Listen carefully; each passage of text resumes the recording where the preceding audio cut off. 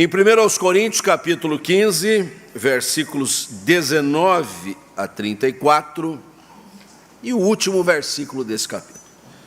A lição é para ler o capítulo 15 inteiro, tá bom? Você tem o resto do dia para fazer isso, né? Aproveita o horário da escola dominical, né? Lê, vai rever o que a gente vai falar, mas nós vamos aqui ser sintéticos, lendo de 19 a 34 e depois o derradeiro versículo.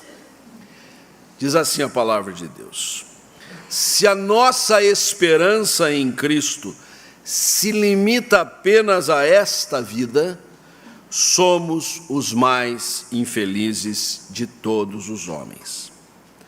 Mas, de fato, Cristo ressuscitou dentre os mortos, sendo Ele as primícias dos que dormem. Visto que a morte veio por um homem, também por um homem veio a ressurreição dos mortos. Porque assim como em Adão todos morrem, assim também todos serão vivificados em Cristo. Cada um, porém, por sua própria ordem. Cristo, as primícias, depois os que são de Cristo na sua vinda, e então virá o fim, quando Ele entregar o reino ao Deus e Pai, quando houver destruído todo o principado, bem como toda a potestade e poder. Porque convém que Ele reine até que haja posto todos os inimigos debaixo dos pés. O último inimigo a ser destruído é a morte, porque todas as coisas sujeitou debaixo dos pés, e quando diz que todas as coisas lhe estão sujeitas, certamente exclui aquele que tudo lhe subordinou. Quando, porém, todas as coisas estiverem sujeitas, então o próprio Filho também se sujeitará àquele que todas as coisas lhe sujeitou, para que Deus seja tudo em todos. De outra maneira, que farão os que se batizam por causa dos mortos? Se absolutamente os mortos não ressuscitam, por que se batizam por causa deles? E porque também nós nos expomos a perigos a toda hora? Dia após dia morro. Eu protesto, irmãos, pela glória que tenho em vós outros em Cristo Jesus, nosso Senhor. Se como homem lutei em Éfeso com feras, que me aproveita isso? Se os mortos não ressuscitam, comamos e bebamos, que amanhã morreremos. Não vos enganeis, as más conversações corrompem os bons costumes. Tornai-vos à sobriedade, como é justo, e não pequeis, porque alguns ainda não têm conhecimento de Deus, digo isto para vergonha vossa. E aí, o verso 58. Portanto, meus amados irmãos, sede firmes, inabaláveis e sempre abundantes na obra do Senhor, sabendo que no Senhor o vosso trabalho não é vão. Ó Deus, esta página é muito especial na Tua palavra, como de resto toda ela. Mas nesta manhã ela traz implicações muito sérias para a nossa vida em Cristo. Obrigado por tudo que já teve lugar neste culto a Deus, em adoração, em louvor, em súplica, intercessão. E agora, ó Pai, edifica as nossas vidas na meditação da Tua palavra, que o Teu Espírito Santo possa trazer clareza ao nosso entendimento. Em Cristo Jesus te pedimos. Amém. Começamos ali no verso 19. Acho que você não deixou pilha para mim. Aí. Se a nossa esperança em Cristo se limita apenas a esta vida, somos os mais infelizes. Infelizes. Há muitos cristianismos. Nós podemos falar do cristianismo apenas de uma perspectiva ética, moral. Por exemplo, você vê uma pessoa muito bondosa, muito gentil, generosa, de uma conduta perfeita, e logo você diz assim: isso aí é um bom cristão. Será mesmo? Generosidade não é monopólio do cristianismo. Filantropia também não.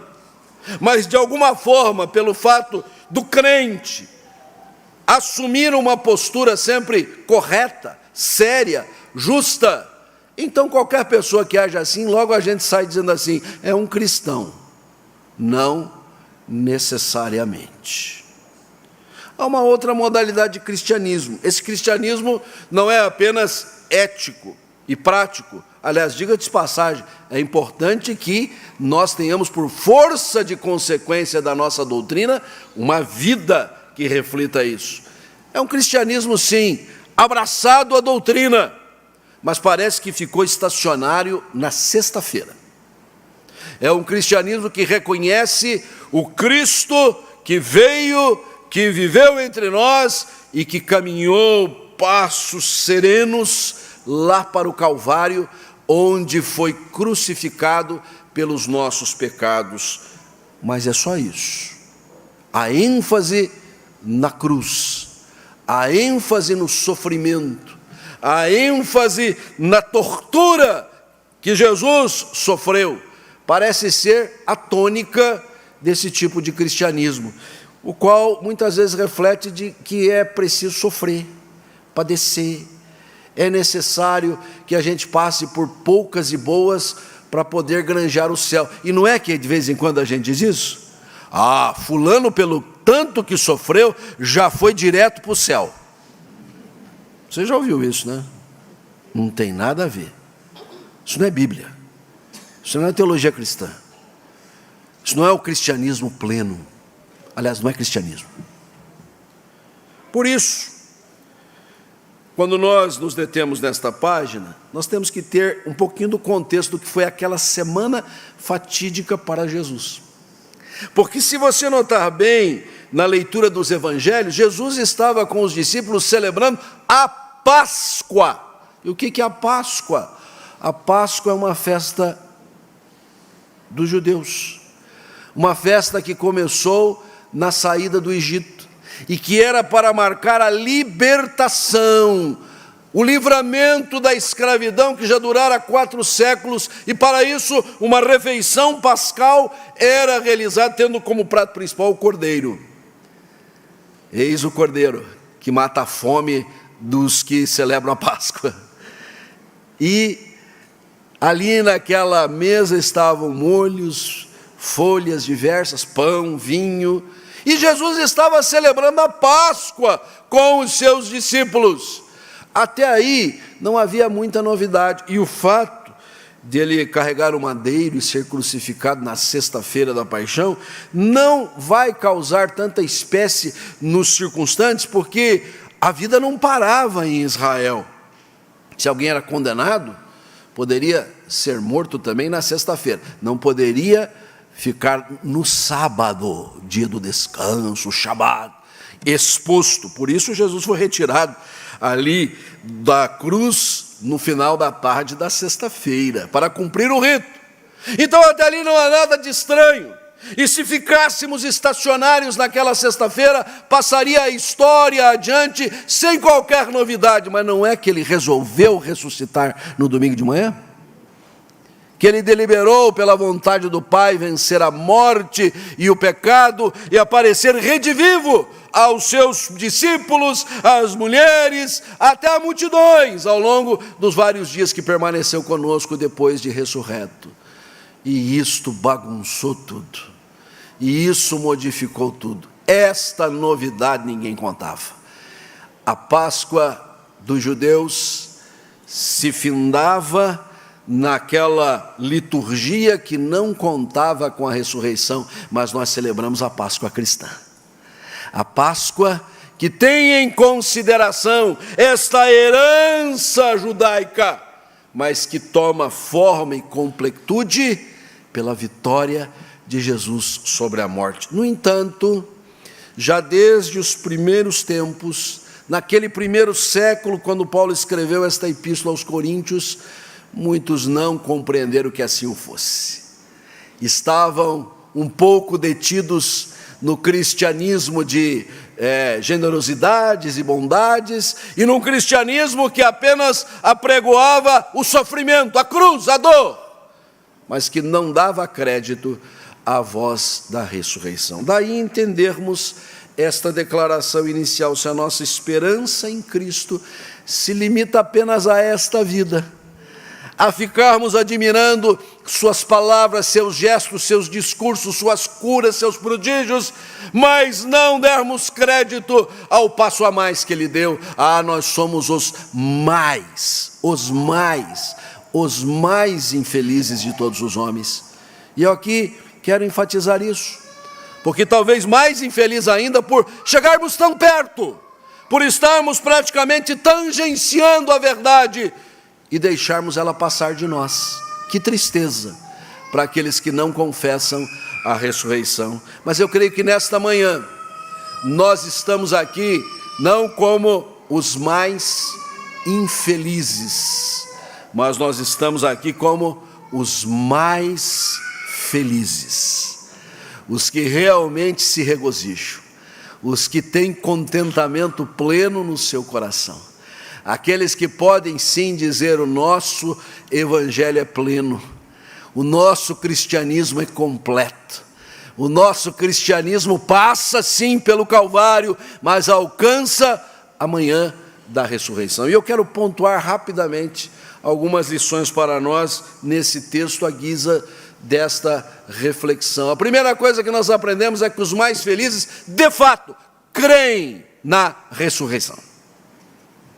Nós não apenas damos crédito à encarnação do Verbo, não apenas ao viver de Cristo em carne e osso, a toda a sua mensagem que encantou as multidões, cremos sim no seu pleno sacrifício oferecido a nós naquela trágica manhã-tarde em que no Gólgota ele foi crucificado pelos nossos pecados.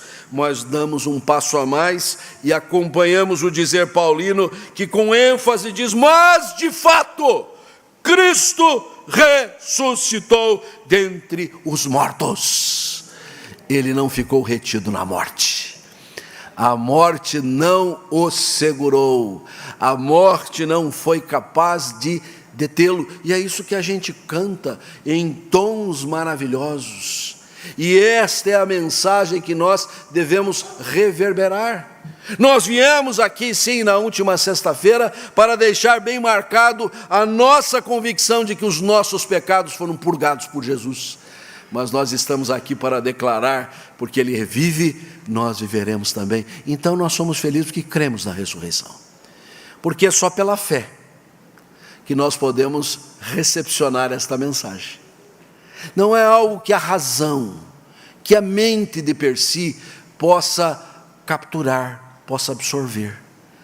Pelo rotineiro, pelo costumeiro, por aquilo que se dá na cultura, nos costumes, nos meios de comunicação tão fortemente carregados das suas mensagens, nós não vamos receber a palavra da ressurreição, mas pela fé sim. Exige-se fé, exige-se crer, e nós somos os mais felizes porque cremos que Jesus Cristo ressuscitou dentre os mortos. Mas em segundo lugar, os mais felizes que somos nós, não apenas porque cremos na ressurreição, mas porque, vai daí porque daqui não está indo, sabem que ressuscitarão. Note bem, nós não apenas somos felizes por saber que o Salvador ressuscitou, que Ele não ficou retido na sepultura. Uma das experiências mais marcantes que a gente pode ter é visitar o que supostamente teria sido a tumba em que Jesus ficou ali naquele período depois da sua morte. E a gente tem que tomar muito cuidado, que se não baixar bem a cabeça, bate a cabeça, sai de lá com um galo, porque é um negócio assim, muito abaixado, a gente entra, uma coisa assim, que não tem pintura, não tem azulejo, não tem nada, é na simplicidade. Mas quando a gente sai ali de dentro, é como se a gente também tivesse ressuscitado com Jesus. É a mesma experiência de sair para a vida. E é isto que a palavra de Deus vem dizer. Nós somos felizes por saber que Ele ressuscitou e que nós também ressuscitaremos. porque a gente acompanha com solidariedade, sensibilidade, amor cristão, os que levam os seus queridos para as sepulturas. Oficiamos os cultos fúnebres para ali também deixar o testemunho do Evangelho de Jesus Cristo, mas sabemos o pesar, a dor, as lágrimas que vertem pelas faces daqueles que perderam seus entes queridos, mas nós cremos que também ressuscitaremos. A morte não tem a última palavra, os seus sinais não prevalecem sobre os sinais da vida e da ressurreição. É por isso que já no verso 20, depois de declarar que Cristo de fato ressuscitou, se afirma que Ele é primícia. E essa é uma expressão de origem agrícola, que se refere aos primeiros frutos. Tem que sair um primeiro fruto. O primeiro fruto, ele traz consigo toda a grandeza do que será aquela colheita, mas depois do primeiro fruto, seguem os demais frutos. Ele é as primícias, o que vale dizer que nós somos os frutos que se seguem. E aí, a narrativa bíblica, na descrição do apóstolo Paulo, faz o comparativo da nossa identificação com Cristo, como também a nossa identificação com Adão. Versículo de número 22, porque assim como em Adão todos morrem, Adão pecou, e o pecado perpassou toda a humanidade, então nós também morremos, assim também serão vivificados em Cristo. Ah, que bênção nesta manhã, nós podemos trazer à nossa mente, que os nossos queridos, que criam também no ressurreto, nós haveremos de nos reencontrar. Mas que coisa maravilhosa é saber que nós mesmos, se passarmos pela morte, muito em breve ou mais adiante, nós também ressuscitaremos. E há uma ordem a ser levada em consideração, cada um, porém, por sua ordem. Cristo as primícias, isso já está resolvido.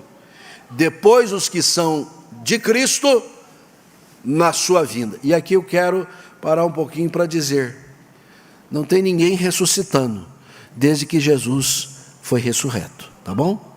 Porque de vez em quando tem alguém dizendo aí que ou ressuscitou ou está ressuscitando gente, e está contrariando a Bíblia, porque a palavra de Deus é muito clara nesse particular. A ordem é: Cristo ressuscitou, e depois da primícia, todos nós na sua vinda, no seu retorno, na sua volta, depois os que são de Cristo na sua volta. E quando Jesus voltar, será desencadeado o processo derradeiro. Já vivemos o tempo do fim, mas esse fim ganhará uma velocidade, porque a partir daí, então, o Senhor Jesus vai imperar sobre todo principado, potestade, poder. Ele vai colocar todos os seus inimigos debaixo dos pés, e o último inimigo a ser destruído é a morte. A morte derrotada por aquele que vive eternamente. E então, por fim, o Senhor Jesus cumprirá todo o seu dever, toda a sua missão, e entregará ao Pai os frutos do seu trabalho, para que Deus seja tudo em todos. É importante que nesta manhã da ressurreição, nós celebremos que Cristo ressuscitou, mas não menos que nos regozijemos, que nós também haveremos de ressuscitar quando de sua volta. A menos aqueles que estiverem vivos e que serão transformados, como o apóstolo nos ensina na carta aos Tessalonicenses. Mas em terceiro lugar, não podemos perder de vista que os mais felizes não apenas creem na ressurreição, sabem que ressuscitarão, mas também vivem aqui e agora como ressurretos. Não, nós continuamos em carne e osso. Nós continuamos seres finitos e limitados, mas desde que recebemos a Jesus como nosso único e suficiente Salvador, e Ele vive em nosso coração pelo seu Espírito Santo, você não pode mais viver agarrado às paixões que você tinha na sua ignorância, como diz o apóstolo Pedro na sua primeira epístola, no primeiro capítulo, como nós pregamos aqui na sexta-feira. Nós temos um viver diferente, nós andamos em novidade de vida, como Paulo nos ensina na carta aos Romanos, e esta novidade de vida é a vida como um ressurreto. É por isso que a partir do versículo 29, e muito especialmente quando ele chega ali no versículo 32, ele diz assim: quem não considera isso, parece uma pessoa que tem por filosofia este refrão: comamos e bebamos, porque amanhã morreremos. Esse era o refrão dos epicuristas, um grupo de filósofos, de pensadores helênicos, que pensava o seguinte: morreu, acabou. Então, quer saber de uma coisa? Vamos curtir a vida. O que nós temos é isso aqui. Então, se você tiver um desejo disso, vá lá e faça. Se você quiser aquilo outro, vá lá e tome. Se isso implicar em passar por cima dos outros, não tem ética, não tem moral, não tem limite. Comamos e bebamos, que amanhã morreremos. A gente até tinha um refrão no tempo de juventude, que cantava nos acampamentos, né, para chamar o pessoal para almoçar, cantava assim: comamos e bebamos, porque amanhã morramos. Não rimava, só não estava certo o português, né? Mas nós não éramos epicuristas, era só para provocar as pessoas. Mas infelizmente tem gente que é assim. O epicurismo está aí na nossa sociedade, mais do que nunca. É impressionante como não há mais limites, não há mais parâmetros. Faça o que manda o seu coração. Ah, mas o coração do homem é corrupto.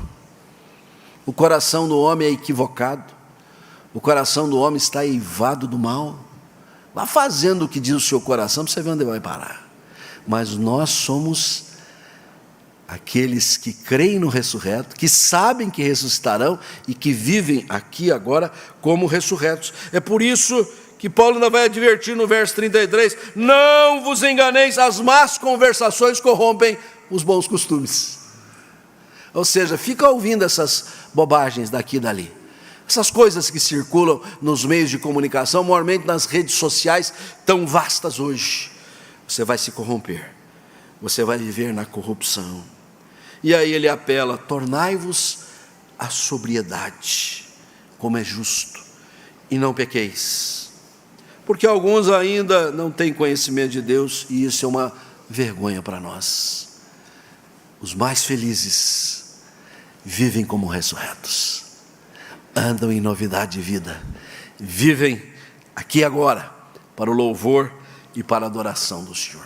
E por fim, os mais felizes servem o ressurreto. E aí a gente pula lá para o versículo 58. A mensagem é encantadora, é motivadora, é inspiradora. Olhar para um mundo que está fenecendo, morrendo, e poder declarar: mas Cristo vive, e com Ele nós viveremos, é expressão de regozijo. Mas há muito trabalho a ser feito. Portanto, meus amados irmãos, sede firmes, inabaláveis, sempre abundantes na obra do Senhor, sabendo que no Senhor o vosso trabalho não é vão. Nós abraçamos essa causa, nós arregaçamos as nossas mangas e saímos em serviço do ressurreto. Nós não servimos a um Cristo morto. Infelizmente, há muitos que assim o fazem. Estão estacionados na sexta-feira. Nós servimos aquele que morreu, mas ressuscitou, aquele que vive e reina, aquele que dirige as nossas vidas, aquele que nos incumbiu da missão. Esta missão que é imprescindível que nós cuidemos, que nós tratemos dela. Por isso, nós somos instados nesta alvorada da ressurreição, a celebrar com muita alegria a palavra da ressurreição, a mensagem de que a morte foi vencida, que o Cristo vive e reina pelo seu Espírito em nosso coração, e que nós vamos continuar desfraldando esta bandeira excelente do Evangelho de Cristo, para que outros também venham a tomar conhecimento desta verdade. Nossas ações de graças, ó Senhor, pelos benefícios maravilhosos da tua vitória sobre a morte. Eis-nos aqui o teu povo, fomos constituídos em razão deste evento maravilhoso. Estamos aqui congregados para celebrar aquele que vive e reina eternamente. E agradecemos a Ti por todos os benefícios que isso traz sobre nós. Cristo se constitui na primícia, e nós também haveremos de ressuscitar. E isto inspira o nosso viver para andarmos neste mundo, não como nécios, como ignorantes da Tua vontade, mas como aqueles que pelo Teu Espírito fazem a Tua vontade, como ressurretos em Cristo. E que nós não nos calemos, não nos silenciemos, ó Deus, de tornar esta mensagem conhecida de todos, mormente nesse dia, ó Deus, que oportunidade bendita de falar a outrem que Cristo vive e reina eternamente e pode reinar neste coração. Despede-nos, ó Deus, agora com a Tua paz e com a Tua bênção para as demais lides desse dia do Teu povo. Que seja um dia, ó Deus, de muita alegria, paz nos nossos lares, comunhão, harmonia e muito regozijo na Tua presença, Senhor, a quem celebramos, a quem exaltamos hoje e eternamente. Oramos assim em Cristo Jesus. Amém. Que a maravilhosa graça de nosso Senhor e Salvador Jesus Cristo, o amor infinito do Pai, as consolações do Espírito Santo sejam convosco, hoje e sempre. Amém.